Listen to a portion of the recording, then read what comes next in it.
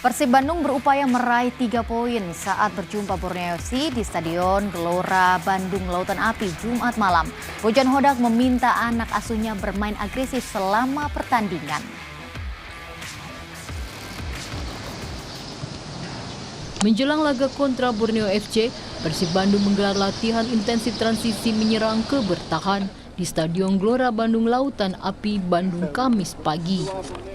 Pelatih Bojan Hodak mengaku pertandingan papan atas kontra Borneo FC akan menjadi laga yang sulit.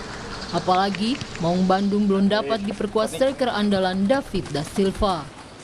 Lucky he was sick, so he's on antibiotics, and doctor will tell me he can be on the bench and play, but he will not start.